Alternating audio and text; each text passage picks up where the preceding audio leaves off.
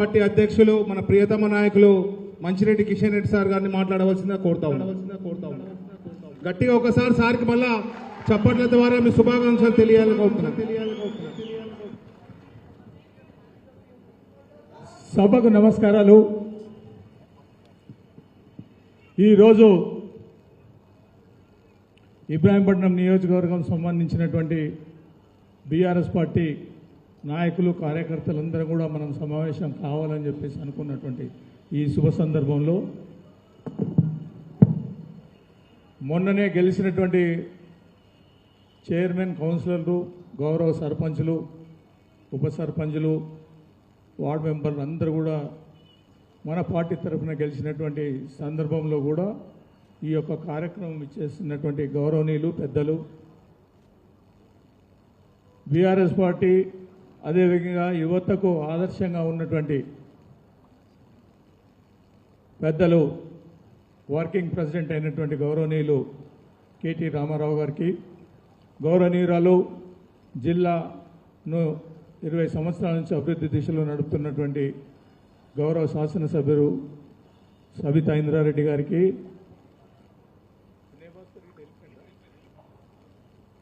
గౌరవ మల్లేష్ భాయ్కి, అదేవిధంగా వేదిక మీద ఉన్న లక్ష్మారెడ్డి గారికి, రమణారెడ్డి గారికి, రమేష్ గారికి, అందరికీ పేరు పేరున ఇక్కడ విచ్చేసినటువంటి ముఖ్యులకు, నాయకులకు, మహిళా తల్లులకు అందరికీ నా యొక్క నమస్కారాలు తెలియజేసుకుంటా ఉన్నా. కళాకారులకు అందరికీ కూడా నా యొక్క నమస్కారాలు.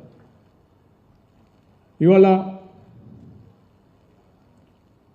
మనం ఎప్పుడు కూడా ఈ 2.5 సంవత్సరాల్లో అడపాదడప 6 నెలలకు ఒకసారి ఈ కార్యక్రమాలు చేసుకుంటూ ఉంటున్నాం.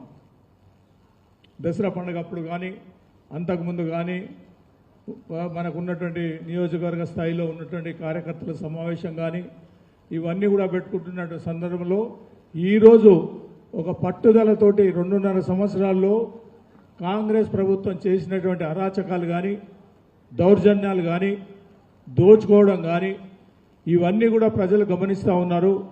ఆ యొక్క సమయంలోనే ఎన్నికలు రావడం, మళ్ళీ మనం గెలవడం అనేది కూడా జరిగిందని చెప్పి కూడా ఈ సందర్భంలో మనవి చేస్తూ ఉన్నా. ఇవాళ కార్యకర్తలందరూ గ్రామీణ ప్రాంతంలో రైతులు కానీ, గ్రామీణ ప్రాంతంలో మహిళలు కానీ, అదేవిధంగా మున్సిపాలిటీలలో ఉన్నటువంటి ప్రజానికం అందరూ కూడా ఆవేదనతోటి ఉన్నటువంటి సందర్భం అని చెప్పి కూడా తెలియజేస్తూ ఉన్నా.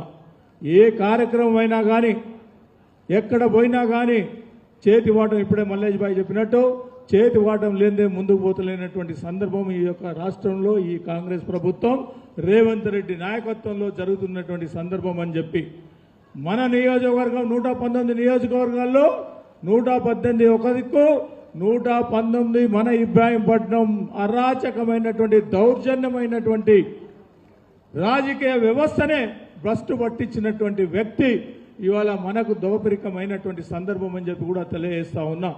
ప్రజలు ఆనాడు అనుకున్నారు సార్కు 3 సార్లు వేసాం కదా, ఈ ఒక్కసారి వాడు ఏడుస్తున్నాడని ఆయనకి వేద్దామని చెప్పేసి మీరందరూ కూడా, మనమందరం కూడా చాలామంది చెప్పినా కానీ వినకుండా ఆనాడు నేను చెప్పినాను, అయ్యా మీరందరూ కూడా దోషపడతారు, ఇబ్బంది పడతారు, మీకు ఈ యొక్క నియోజకవర్గంలో ఎన్ని అరాచకాలు జరగాలో అన్ని జరుగుతాయని చెప్పి చెప్పినా మన వాళ్ళు అందరూ కూడా నువ్వు మంచిగానే చేసినావు సార్, బ్రహ్మాండంగా చేసినావు సార్, ఏదో మార్పు రావాలని ఆలోచనతోటి ముందుకు పోయినాం సార్ అని చెప్పి కొంత మోసపోయారు. కాబట్టి ఇవాళ నేను చెప్పాల్సింది లేదు. అదే కాంగ్రెస్ కార్యకర్తలు ఆయన నాయకత్వం ఏదైతే జరుగుతూ ఉందో దాన్ని ప్రజలకు చెప్పే విధంగా, మనకు చెప్పే విధంగా, వాళ్ళే ప్రచారం చేసే విధంగా కార్యక్రమం తీసుకోవడం జరిగిందని చెప్పేసి కూడా ఈ సందర్భంలో మనవి చేస్తూ ఉన్నా. ఆనాడే సిపిఐ నారాయణ గారు చెప్పడం జరిగింది, నీవు 100% ఇవాళ నియోజకవర్గాలు కాదు రాష్ట్రంలో, ఉమ్మడి రాష్ట్రంలో నువ్వు నెంబర్ 1 దొంగవు అని చెప్పి కూడా ఆయన చెప్పడం జరిగింది. అదే రాజశేఖర్ రెడ్డి ఆయన పార్టీలో గెలిచిన తర్వాత కూడా మాల్ రంగారెడ్డి అని చెప్పినటువంటి పరిస్థితి రాజశేఖర్ రెడ్డి బిరుదు ఇచ్చినటువంటి సందర్భం. ఇప్పుడు రేవంత్ రెడ్డి ఆయన ఆకిలే దొక్కిస్తలేడు, ఆయన ముచ్చట లేదు. ఇవాళటి వరకు చూస్తున్నారా ఎక్కడన్నా పత్రికలలో ఎవరి దగ్గరనన్నా ఆయన మంత్రుల దగ్గరకు పోయి ఈ పని కావాలి, ఈ నియోజకవర్గానికి ఇది శాంక్షన్ చేయండి అని చెప్పి ఏ మంత్రి దగ్గరికన్నా ఆఖరికి ముఖ్యమంత్రి దగ్గరికి ఎక్కడన్నా ఎప్పుడన్నా పోయాడా అని చెప్పి నేను అడుగుతా ఉన్నా. 2.5 సంవత్సరాలు అయింది.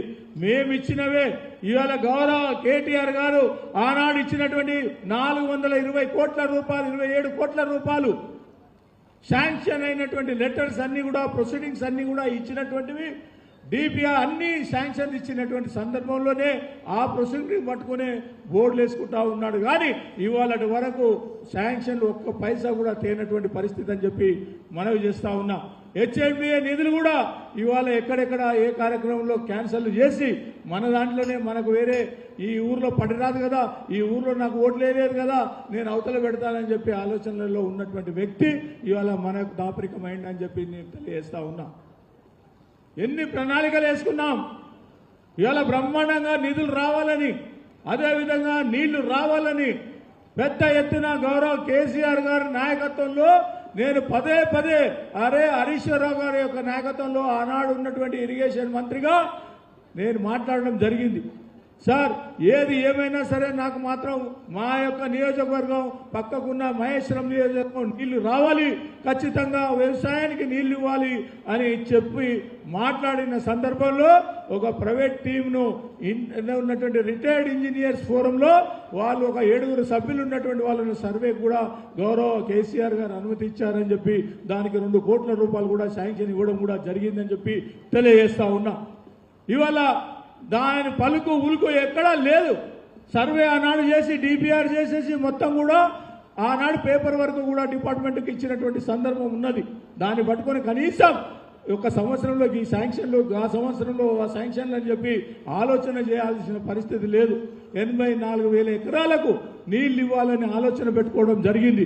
అదేవిధంగా మహేశ్వరానికి కూడా మొత్తం టోటల్గా కలిసి 1,12,000 ఎకరాలకు ఇవ్వాలని చెప్పేసి ఒక కార్యక్రమం పెట్టుకున్నాం. కానీ అది ఇక్కడ ఈ ప్రభుత్వం వచ్చిన తర్వాత చేపట్టడం లేదని చెప్పి కూడా ఈ సందర్భంలో మనవి చేస్తా ఉన్నా. కాబట్టి ఇవాళ ఎక్కడ వేసిన గొంగడే మనం శాంక్షన్లు ఇచ్చినవే చేయడం, ఇంతకుముందు ఇంకా ఆలోచన చేయనటువంటి పరిస్థితి ఉంది అని చెప్పేసి మనవి చేస్తా ఉన్నా. గౌరవ సర్పంచులు ఉన్నారు ఇక్కడ, బీఆర్ఎస్ పార్టీ నుంచి గెలిచిందని చెప్పి ఫండ్స్ ఇవ్వడం లేదని చెప్పి కూడా ఈ సందర్భంలో మనవి చేస్తా ఉన్నా. మీరు అందరూ ఎటు పోవద్దా, ఇక్కడ కూర్చోండి, డోర్ బంద్ చేయండి, అది డోర్ బంద్ చేయండి. అరే బాబులు ఇద్దరు ఉండండి. ఇలాంటి కార్యక్రమాలు ఇబ్రాహీంపట్నంలో జరుగుతున్నటువంటి సందర్భం.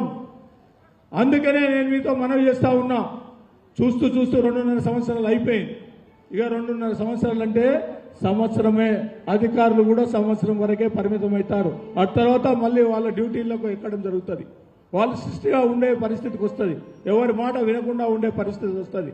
కాబట్టి ఈ నియోజకవర్గం మనం ఇవాళ 5 ఏళ్ళు అనుకుంటున్నాం, కానీ 10 ఏళ్ళు ఎంతోబడినటువంటి సందర్భం అని చెప్పి కూడా తెలియజేస్తా ఉన్నాం. కాబట్టి ఇవాళ ఎక్కడ ఏ ఆలోచనలు లేకుండా మనం అందరం కూడా ఖచ్చితంగా రాబో కాలంలో కేసీఆర్ గారి నాయకత్వం ఉండాల్సినటువంటి పరిస్థితి మనకు ఏర్పడ్డది. అదే బాగుపడాలా. ఊర్లు కానీ, రోడ్లు కానీ, మున్సిపల్ కానీ ఏదైనా సరే బాగుపడాలంటే ఖచ్చితంగా మళ్ళీ బీఆర్ఎస్ రావాల్సిందిగా కోరుతా ఉన్నాను. కాబట్టి ఇవాళ ప్రతి ఒక్కరం ముఖ్యంగా గమనించాలి. మీరు అందరూ కూడా మన దగ్గర ఉన్న ఇబ్రాహీంపట్నంలో ఉన్నటువంటి యొక్క అసైన్ భూములన్నీ కూడా మొండి గౌరలి కానీ, సింగారం కానీ, అదేవిధంగా మనకు ఉన్నటువంటి యొక్క వనపర్తి కానీ, ఫార్మాసిటీకి సంబంధించినటువంటి ల్యాండ్స్ కానీ, ఇవన్నీ కూడా ఆనాడు మేము ఒక విధిగా చెప్పడం జరిగింది. ఫార్మా అంటే ఫార్మాకు సంబంధించిన కార్యక్రమాలే చేస్తాం, మిగతాయి కూడా ఇబ్బంది పెట్టమని చెప్పేసి కూడా చెప్పడం జరిగింది. ఆనాడు కూడా 2,500 ఎకరాలు ఏదైతే ఉందో ఆ ఎకరాలకు మనకు ఉన్నటువంటి గవర్నమెంట్ తరఫున వాళ్ళ ప్రొవిజన్లో ఉన్నటువంటి పరిస్థితిలో తీపిస్తామని చెప్పి కూడా హామీ ఇవ్వడం జరిగింది. కానీ కాంగ్రెస్ వాళ్ళు ఏం చెప్పారు, ఎన్నికలప్పుడు చెప్పారు మొత్తం ఇదే మార్గం.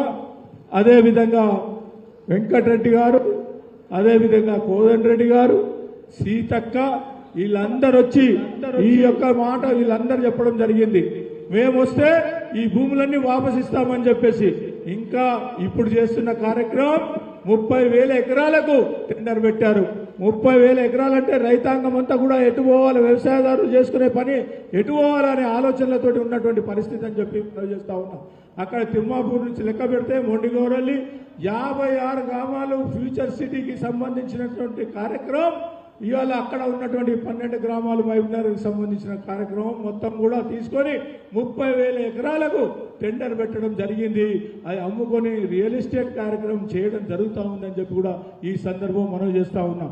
కాబట్టి అసైన్ ల్యాండ్స్ కానీ ఆనాడు కేసీఆర్ మాట ఇచ్చిండు, ఏమనంటే అసైన్ ల్యాండ్లు మా ప్రభుత్వం వస్తే రెగ్యులరైజ్ చేస్తానని చెప్పి ఆనాడు మాట ఇవ్వడం కూడా జరిగింది అని చెప్పి కూడా ఈ సందర్భంలో మీకు అందరికీ కూడా నేను మనవి చేస్తూ ఉన్నా.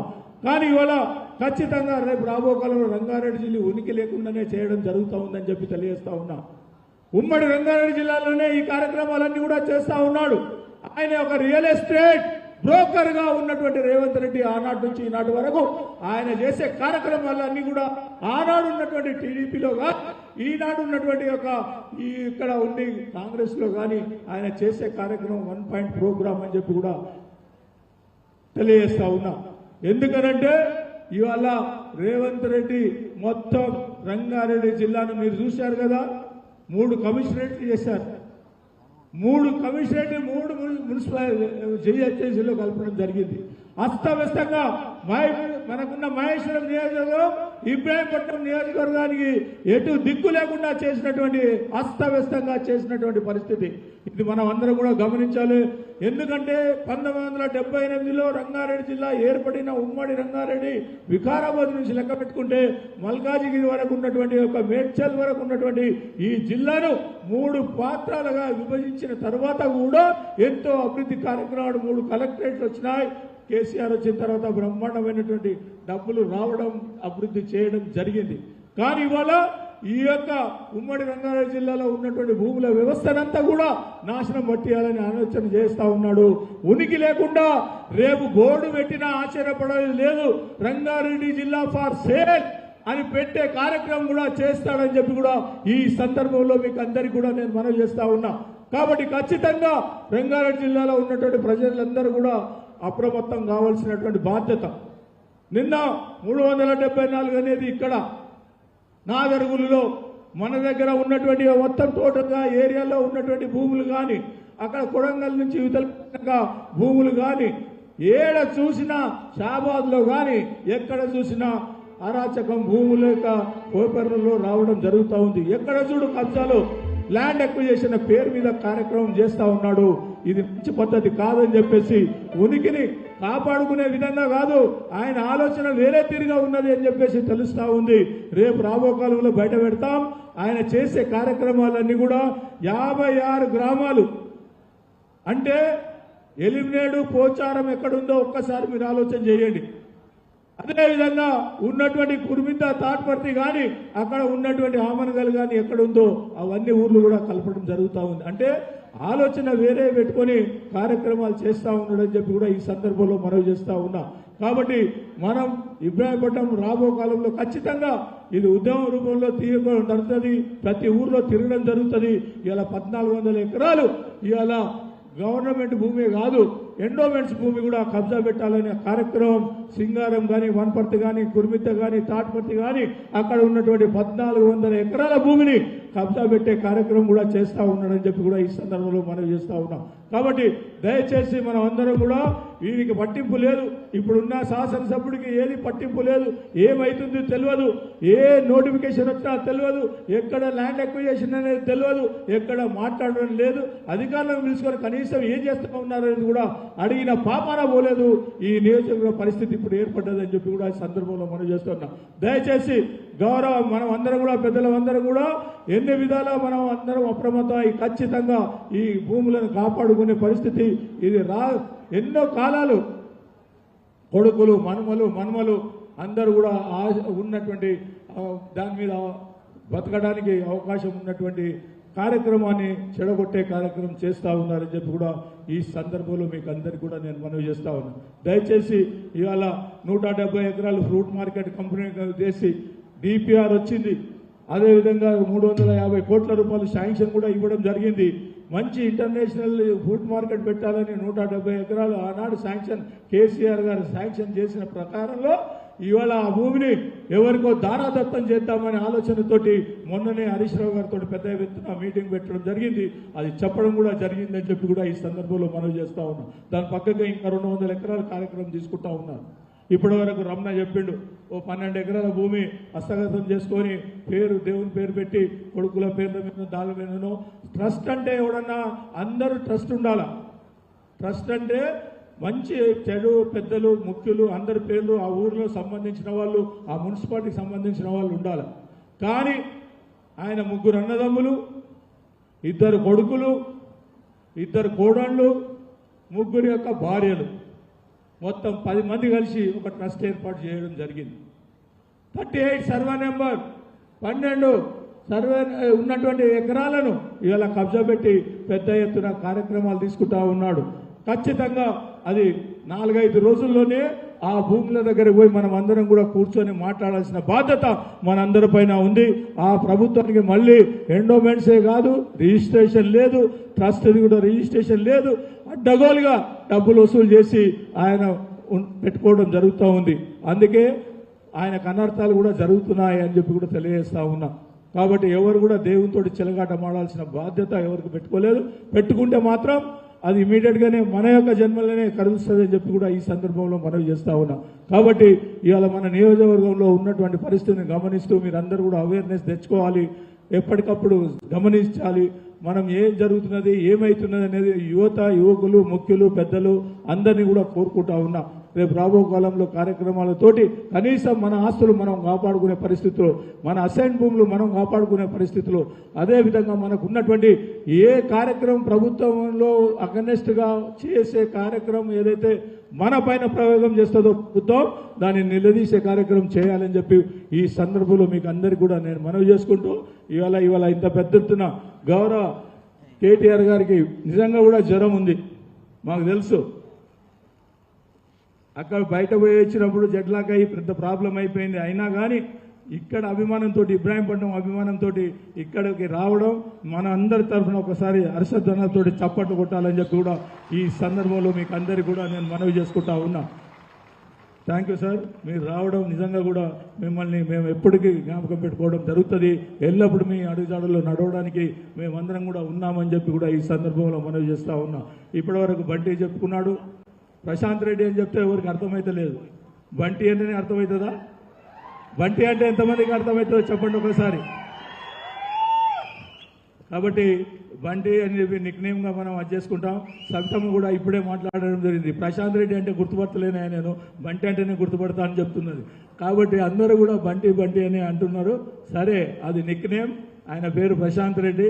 మొన్న ఇంత కష్టపడి ఆయన 51 రోజులు మేము హైదరాబాద్లో కష్టపడ్డాం. ఆయన ఫీల్డ్ల మీద ఉండి వాళ్ళని కాపాడుకుంటూ వచ్చింది. కాబట్టి ఈ యొక్క గెలుపు మన అందరిది అని చెప్పి, నియోజకవర్గం గెలుపు అని చెప్పి ఈ సందర్భంగా మీకు అందరికీ కూడా నేను మనవి చేసుకుంటూ సెలవు తీసుకుంటా ఉన్నా. జై హింద్, జై తెలంగాణ, జై కేసీఆర్. ఒక్కసారి చేతుల్లో పెట్టి జై కేసీఆర్, జై కేసీఆర్, జై కేటీఆర్. Thank you. గౌరవనీయులు పెద్దలు మహేశ్వరం శాసనసభ్యులు మాజీ మంత్రివర్యులు సబితా ఇంద్రారెడ్డి గారిని మాట్లాడవలసిందిగా కోరుతాం. అందరికీ నమస్కారం. ఎక్కువ టైం తీసుకొని బాగా ఆలస్యమైంది. వేదిక మీద ఉన్న గౌరవనీయులు మన వర్కింగ్ ప్రెసిడెంట్ గారు కేటీ రామారావు గారికి, అదేవిధంగా మీ ప్రియతమ నాయకులు నిరంతరం మీ మధ్యలో ఉంటూ మీకోసం పనిచేస్తూ నిరంతరం అభివృద్ధి కోసం పనిచేస్తున్న సోదరులు పెద్దలు గౌరవనీయులు శ్రీ మంచిరెడ్డి కిషన్ రెడ్డి గారు, వేదిక మీద ఉన్న క్యామ మల్లేష్ గారితో పాటు మీ మధ్యలో ఉండి మీతో పాటు నడుస్తూ ఒక ప్రత్యేకమైన స్థానాన్ని తెచ్చుకున్న, గుర్తింపు తెచ్చుకున్న ప్రశాంత్ రెడ్డి అలియాస్ బంటి. ఎందుకంటే ప్రశాంత్ రెడ్డి అంటే కష్టం.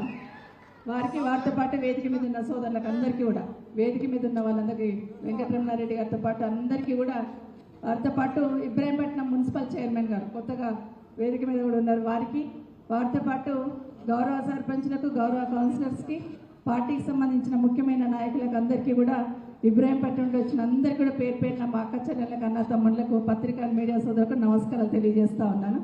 చాలా టైం తీసుకున్నారు. కిషన్ రెడ్డి గారికి ఈరోజు వారి పుట్టినరోజు సందర్భంగా భగవంతుడు ఆయురారోగ్యాలు ఇవ్వాలని మనస్ఫూర్తిగా కోరుకుంటూ వారికి పుట్టినరోజు శుభాకాంక్షలు తెలియజేస్తా ఉన్నాను మీ అందరి తరఫున. అట్లాగే బంటికి కూడా మొన్న ఎన్నికల్లో మున్సిపల్ ఎన్నికల్లో అన్ని తనై కాపాడుకుంటూ ముందుకు పోతూ పార్టీకి బలాన్ని ఇస్తూ మున్సిపల్ చైర్మన్ గెలుపులో ప్రధాన పాత్ర పోషించిన బంటి వాళ్ళ టీం అందరికీ కూడా ప్రత్యేకంగా అభినందనలు తెలియజేస్తూ ఉన్నాను. అయితే ఈరోజు సర్పంచ్లకి, చైర్మన్కి, కౌన్సిలర్కి సన్మాన కార్యక్రమానికి వచ్చిన కేటీఆర్ గారికి ముందు ధన్యవాదాలు చెప్పుదాం. ఎందుకంటే వారికి కొంచెం హెల్త్ ఇబ్బంది ఉన్నా కూడా ఇబ్రాహీంపట్నం నియోజకవర్గం మీద అభిమానంతో ఆగ మేఘాల మీద వచ్చినారు. ముందు ప్రత్యేకంగా ధన్యవాదాలు తెలియజేస్తా ఉన్నాం. చాలా సంతోషం. ఎందుకంటే కిషన్ రెడ్డి గారు మాట్లాడుతూ అన్ని విషయాలు చెప్పారు. రంగారెడ్డి జిల్లాని కాపాడుకోవాల్సిన బాధ్యత మన అందరి మీద ఉంది, ప్రభుత్వ కబంధ హస్తాల నుండి అని మాత్రం ఒక్కసారి విజ్ఞప్తి చేస్తా ఉన్నాను. ఏ మూల చూసినా కూడా భూములు లాక్కుంటూ రైతును కన్నీరు పాలు చేస్తున్న ఈ ప్రభుత్వానికి చమరగీతం పాడాల్సిన బాధ్యత అందరి మీద కూడా ఉందని మరొకసారి మనవి చేస్తా ఉన్నాను. అయితే ఇబ్రాహీంపట్నం మహేశ్వరం ఎప్పుడు వేరు అనుకో, ఎప్పుడు కూడా కిషన్ రెడ్డి గారు చేస్తున్న డెవలప్మెంట్ మీద ఒక కన్ను పెట్టే